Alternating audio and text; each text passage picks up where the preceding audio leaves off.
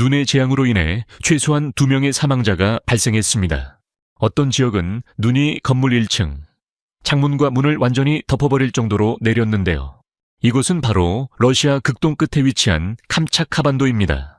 거의 반세기 동안 그 누구의 발길도 닿지 않았던 비밀스러운 곳이죠. 러시아 극동에 위치한 이 반도는 서쪽의 오호츠크 해부터 동쪽의 베링해와 태평양에 이르기까지 그 길이가 무려 1200km 넘게 뻗어 있습니다. 캄차카는 이안 지역 안에만 무려 20개의 서로 다른 기후대를 가지고 있는데요. 여름철에는 영하의 기온에 얼음이 얼어있는 곳에서 불과 몇 킬로미터만 걸어가면 기온이 영상 20도를 훌쩍 넘는 곳을 하루 만에 모두 경험할 수도 있습니다. 이 거칠고 예측 불가능한 풍경 한가운데 반도 전체의 생명줄 역할을 하는 도시가 하나 있습니다. 18세기에 세워진 페트로파블롭스크 캄차츠키는 약 14만 명의 주민이 살고 있는데 이는 캄차카 전체 인구의 대부분을 차지합니다. 이 도시는 세계에서 가장 큰 만 중 하나인 아바차만을 중심으로 형성되었으며 주변에는 마치 수평선을 감시하듯 서 있는 산과 화산들이 둘러싸고 있습니다. 이곳은 행정의 중심이자 경제적 요충지이며 문화적 중심지인 동시에 사실상 제대로 된 기반 시설을 갖춘 유일한 곳이기도 합니다. 하지만 바로 지금 2026년일 월 12일 강력한 겨울 폭풍이 캄차카반도를 강타하며 현지인들이 눈의 대재앙이라 부르는 상황이 벌어졌습니다.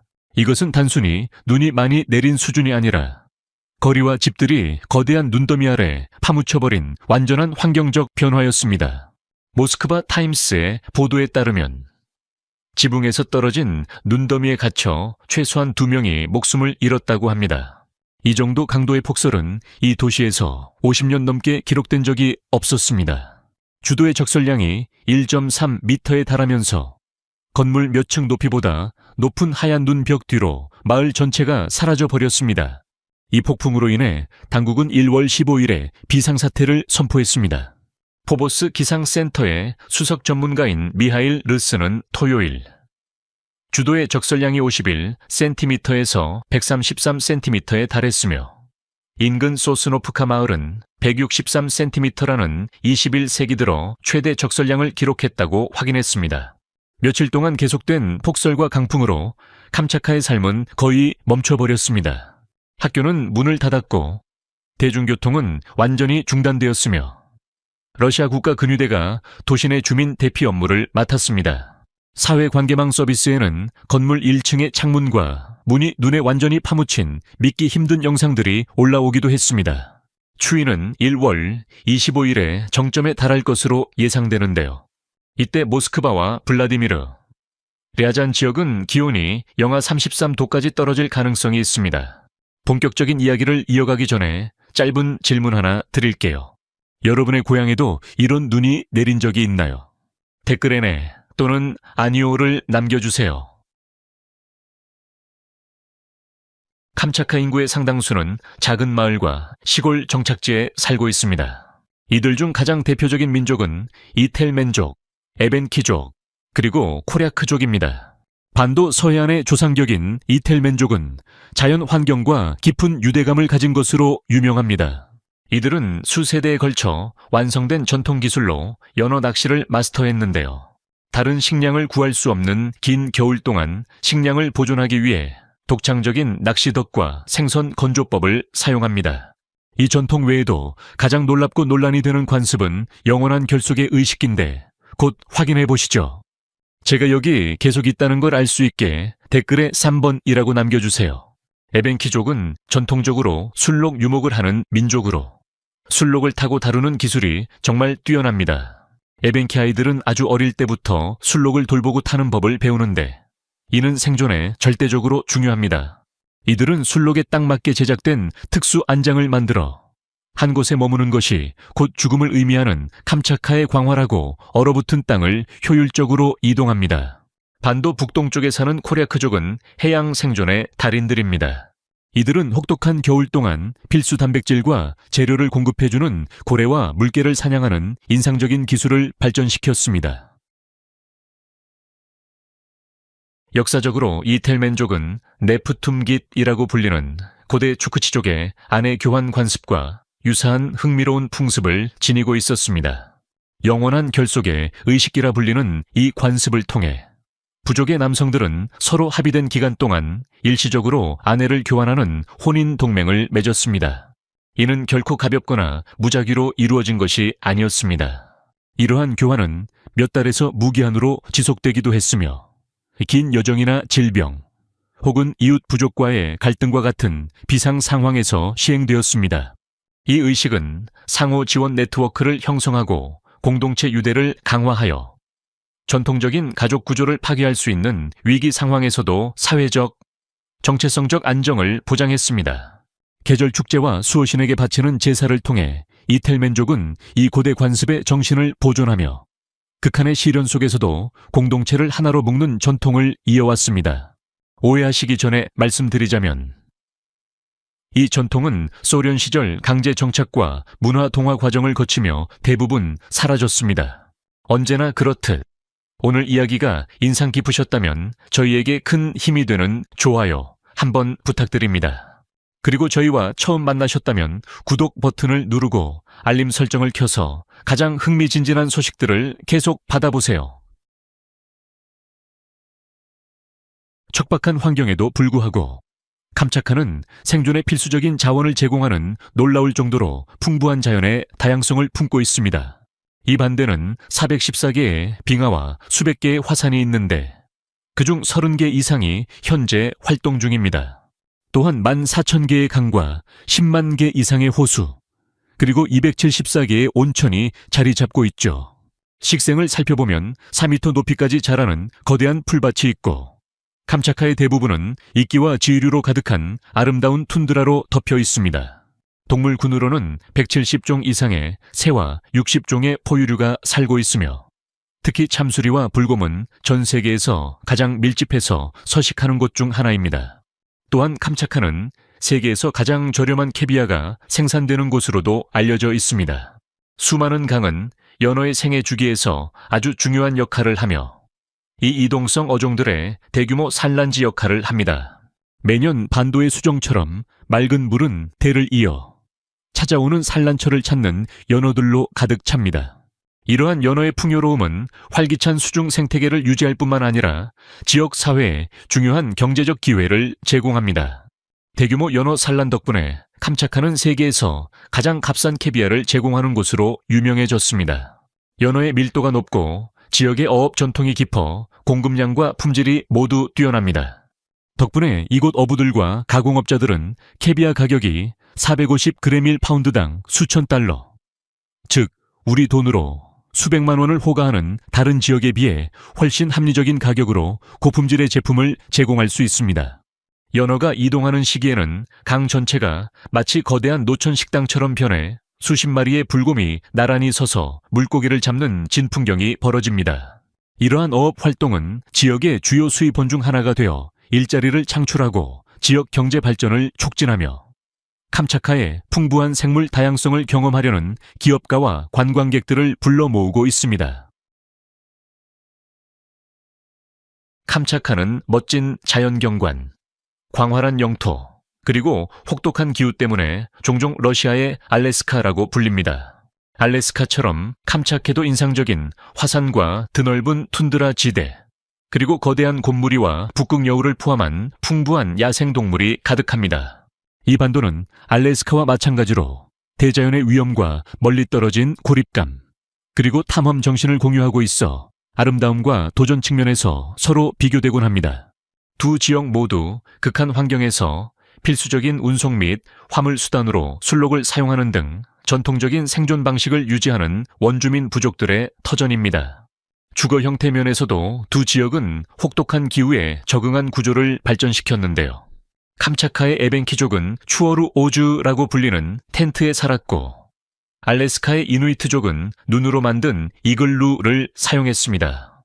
또한 캄차카와 알래스카의 공동체들은 자연 및 그곳에 깃든 정령들과의 깊은 연결고리를 반영하는 의식을 치르고 영적 신념을 유지하고 있습니다. 이러한 전통은 자연과 조화를 이루며 살아가고 집단 간의 협력이 생존에 필수적인 극한 환경에 인간이 어떻게 적응해 왔는지를 잘 보여줍니다. 하지만 이런 유사점에도 불구하고 캄차카는 알래스카와는 근본적으로 다른 경험을 선사합니다.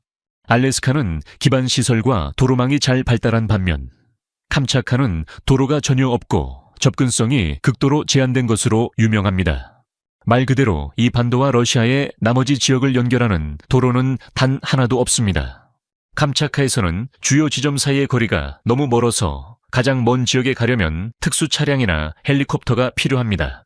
접근 가능한 기반 시설의 부족, 적은 방문객 수, 그리고 친숙하지 않은 기후와 지형이 결합된 캄차카는 오직 가장 용감하고 모험심 강한 여행자들만이 발을 들일 수 있는 진정으로 고립되고 신비로운 목적지입니다. 캄차카는 강렬한 지질학적 및 화산 활동 덕분에 아이슬란드 다음으로 지구상에서 가장 젊은 지역 중 하나로 간주됩니다. 이 반도는 세계 화산학의 중심지라는 칭호를 얻었는데요. 이곳의 화산 에너지가 어느 정도 규모인지 이해하고 나면 캄차카에서의 생존이란 곧 발밑에서 땅이 언제든 폭발할 수 있다는 사실을 늘 의식해야 한다는 것임을 깨닫게 될 것입니다. 환태평양 조산대 한가운데 위치한 캄차케는 300개 이상의 화산이 있으며 그중 약 30개가 활화산입니다. 주민들은 주변의 풍경이 예고 없이 완전히 바뀔 수 있다는 사실을 매일 인지하며 잠에서 깹니다. 캄차카의 화산구는 1996년에 세계문화유산으로 지정되었으며 이 반도는 세계에서 활화산 밀도가 가장 높은 지역입니다. 끊임없이 변하는 화산 지형은 이곳에서 삶을 일구려는 이들에게 독특한 과제를 안겨줍니다. 도로는 하룻밤 사이에 용암 흐름에 파괴될 수 있고 화산재 구름은 며칠 동안 햇빛을 가릴 수 있으며 지진 활동은 장기적인 계획을 거의 불가능하게 만드는 예측 불허의 상황을 만듭니다. 그럼에도 불구하고 사람들은 이 끊임없는 지질학적 변동 속에서 번성하는 법을 배웠습니다. 이 매혹적인 화산 지형의 중심에는 크로노츠키 자연보호구역 내 산속에 숨겨진 작은 계곡인 간헐천 계곡이 있습니다. 불과 60년 전에 발견된 이 계곡에는 20개 이상의 활성 간헐천이 있습니다. 어떤 것은 10분에서 12분마다 분출하고 어떤 것은 약 5시간마다 한 번씩 덜 빈번하게 분출합니다.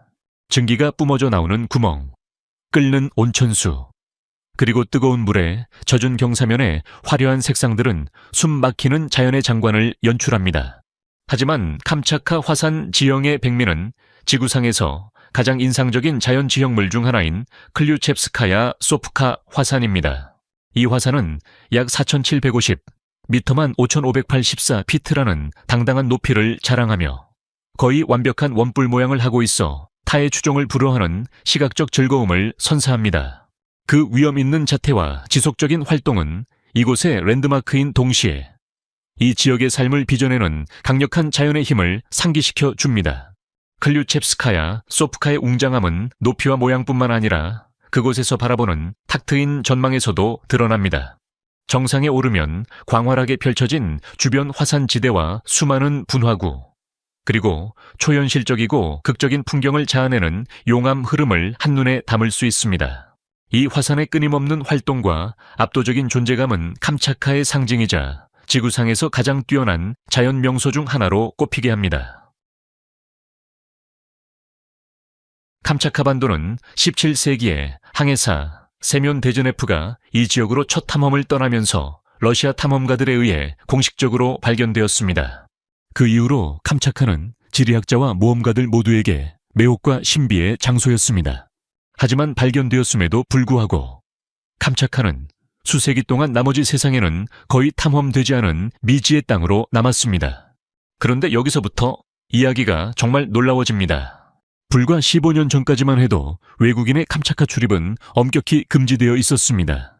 러시아 정부는 전략적 중요성과 군사활동 및 비밀 실험에서의 역할 때문에 이 반도를 러시아의 50일 구역과 같은 통제 구역으로 유지했습니다. 소련 시절 캄차카는 지구상에서 가장 기밀이 유지되는 지역 중 하나였습니다. 반도는 대중이 볼 수 있는 지도에서 완전히 삭제되었고 소련 시민들조차 그곳에 가려면 특별 허가증이 필요했습니다. 외국인 방문객은 절대 금지되었으며 지역 전체가 전 세계 그 어느 1급 군사시설과도 견줄 만큼 비밀의 장막에 쌓여 운영되었습니다. 이는 단순히 군사 비밀을 지키기 위함만은 아니었습니다.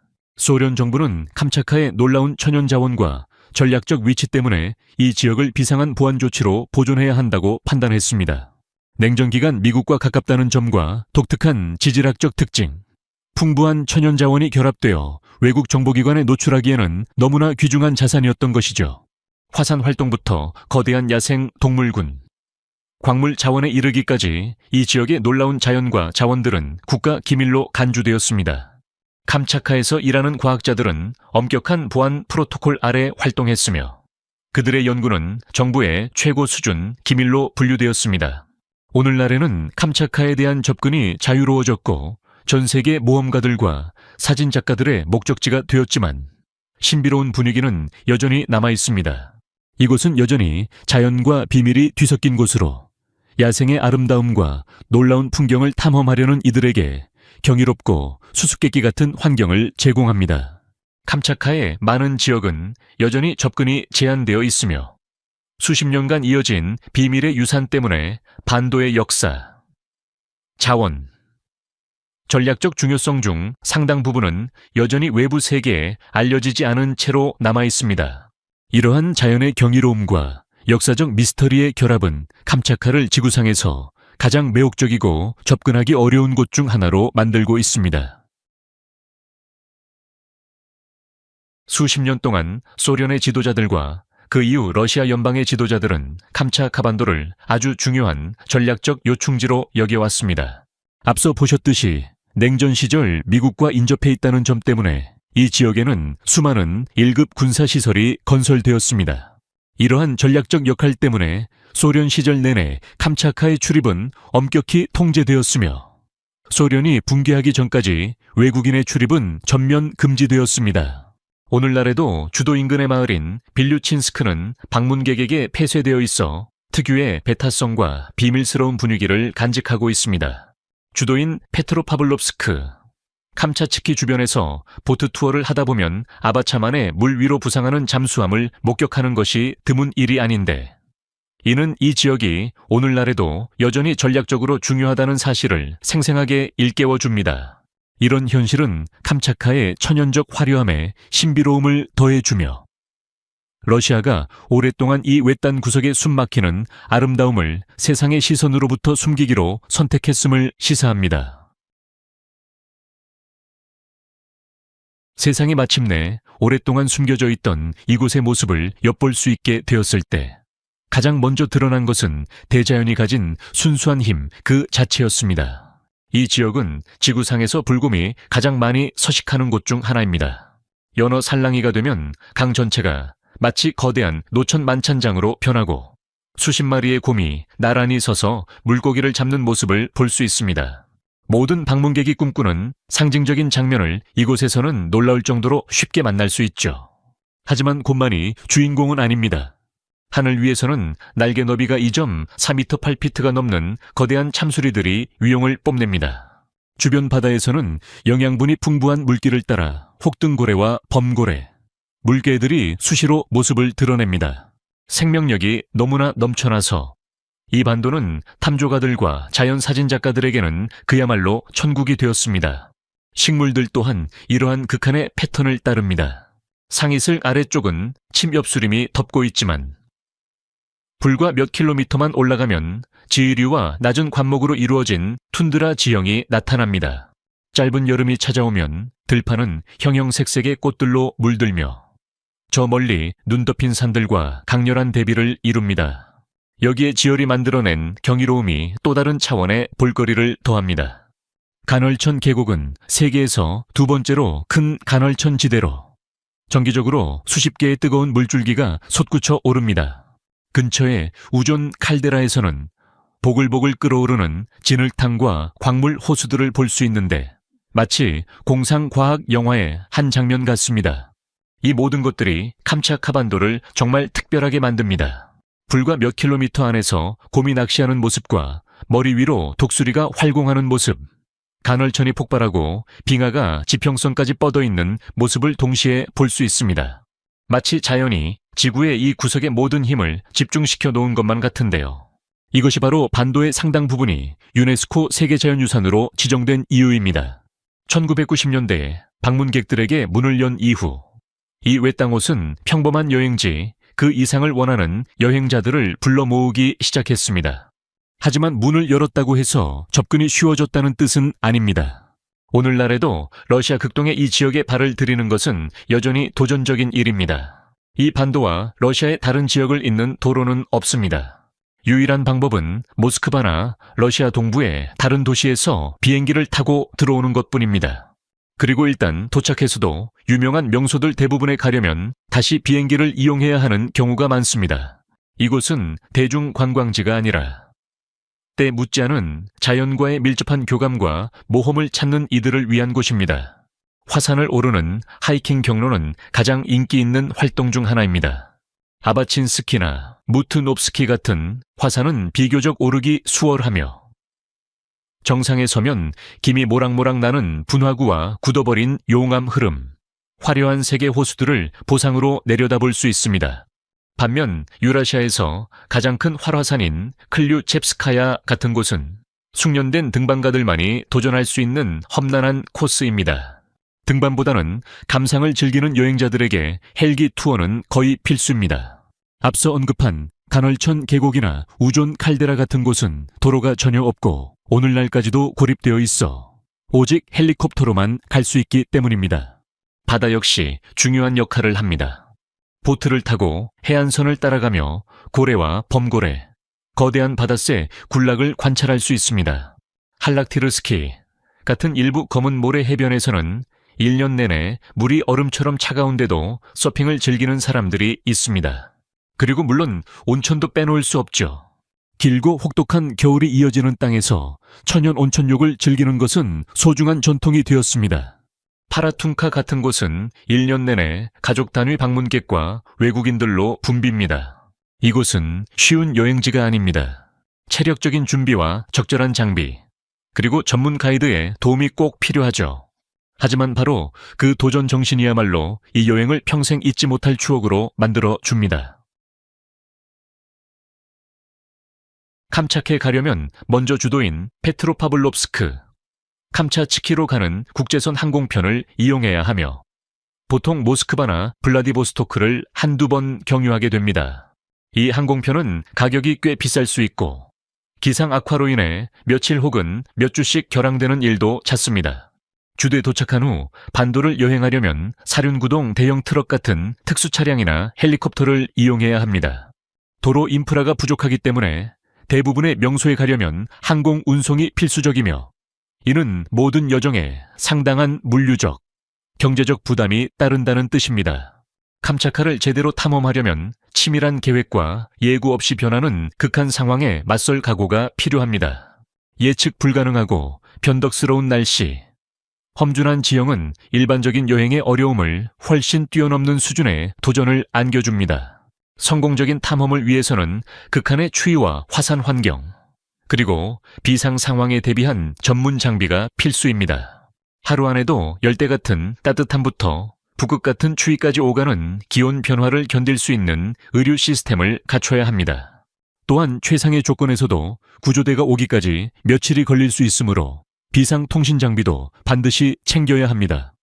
현지 지식이 풍부한 전문 가이드는 단순히 권장사항이 아니라 안전한 탐험을 위한 필수 요소입니다. 가이드들은 화산 활동의 패턴, 날씨 예측, 야생동물의 행동 방식, 그리고 생사를 가를 수 있는 비상 대응 절차를 꿰뚫고 있기 때문입니다. 캄차카 탐험 비용은 이러한 물류적 어려움과 특수 요구 사항을 반영합니다. 헬기 이동, 전문 가이드, 특수 장비, 그리고 비상 대비 비용 등을 고려하면 일반적인 관광 예산을 훌쩍 뛰어넘습니다. 하지만 그 비용과 도전을 감당할 수 있는 이들에게 캄차카는 지구상 그 어디에서도 경험할 수 없는 특별한 순간을 선사할 것입니다. 고대의 생존 의례부터 현대의 눈의 대재앙까지, 비밀스러운 군사 역사부터 세계에서 가장 활발한 화산 지형까지 캄차카의 놀라운 현실을 함께 살펴보았습니다. 한 가지 분명한 사실은 이 반도가 자연의 가장 가혹한 조건에 맞서 인간이 얼마나 견디고 극복할 수 있는지를 보여주는 궁극의 시험대라는 점입니다. 저만큼이나 캄차카의 신비로운 이야기에 매료되셨다면 극한 상황이나 생존의 도전에 관한 여러분만의 경험을 듣고 싶습니다. 한계를 시험하는 날씨를 겪어본 적이 있으신가요? 여러분이 가본 가장 외딴 곳은 어디였고, 그곳이 인간의 회복 탄력성에 대한 여러분의 생각을 어떻게 바꿔놓았나요? 아래 댓글로 이야기를 들려주세요. 그리고 구독 버튼을 누르고 알림 설정을 하시는 것도 잊지 마세요. 그래야 다음 영상에서도 다시 만날 수 있으니까요. 오늘 저희와 함께 해주셔서 정말 감사합니다. 즐거운 시간이 되셨기를 바라며 여러분의 응원은 저희에게 정말 큰 힘이 됩니다. 여러분의 앞날에 행운이 가득하시길 빌게요. 시청해주셔서 감사합니다. 이 영상이 유익하셨다면 좋아요와 구독, 그리고 알림 설정까지 잊지 말고 눌러주세요. 새로운 영상을 놓치지 마세요. 다음 영상에서 만나요.